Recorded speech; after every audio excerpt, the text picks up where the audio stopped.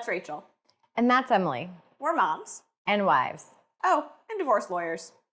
Welcome to Marriage on the Rocks. Cheers. Cheers. Quick note, none of this is legal advice. Just some general stories. If you want legal advice, hire a lawyer. Preferably us. All right, so today we're talking about that first meeting with your lawyer. Since COVID's become our new normal, I do meetings in person, by phone, or video call. What about you? Oh yeah, me too. There's so much emotion at the first meeting that whatever's easiest for the clients, whatever makes them the most comfortable. Now, you charge for consultations. I do too now, but I didn't always. You know, there's this divide in the legal community about whether to charge for consultations or not. What made you change your side? A few reasons. The main one is that I found I was more comfortable giving out legal advice when I did charge. When I didn't charge, I wouldn't give out legal advice because I was viewing it more of a getting to know you, are we a good fit for each other kind of meeting. But that's not what people want. People want legal advice. They do. So probably the first thing on our list is to find out if the consultation is free or if there's going to be a charge. And if there's a charge, how much? Yes. And then you should come to the meeting with your thoughts organized, which means if you need to write it down in a list or a timeline, do it.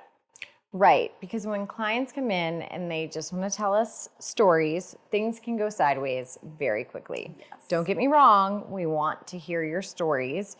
We don't need to hear them all at the initial consultation. It's better not to get sidetracked. Yeah, like when your attorney asks you whether the family home is titled in just one or both names, and 35 minutes later we're learning about your uncle's colonoscopy.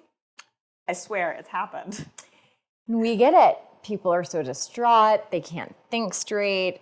But seriously, we don't need all of those stories at the initial meeting. So bring a list of recent events and be businesslike about it. Yeah, so number 2 on our list, put your thoughts on paper to stay on track.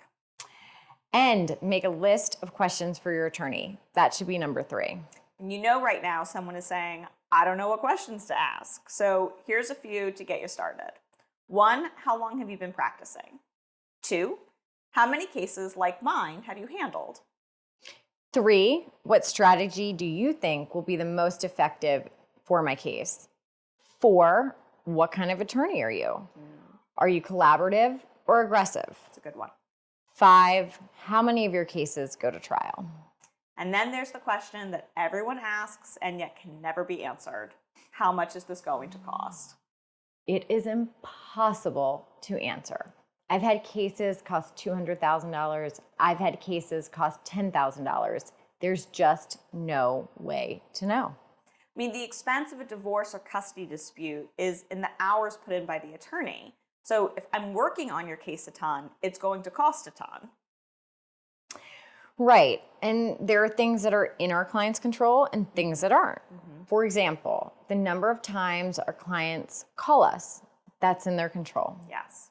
Or the length of time that we spend on those phone calls, that's arguably in our client's control. Yes. I mean, your attorney is not your therapist. And so when you call us on to end up venting for an hour, we're happy to be that ear for you, but we're also charging you. And you should know that a therapist charges about half as much, may take insurance, and is actually trained to be helpful. Good point.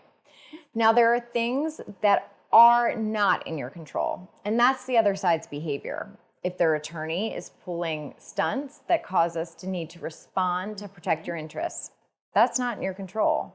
If your case is an obscure area of the law that we need to research, well, that's going to increase costs. So here's the shameless plug. If you need help navigating a family law issue, custody, divorce, prenuptial agreements, call us and mention this chat for a free consultation. And now you know that that is actually worth something. Cheers. Cheers.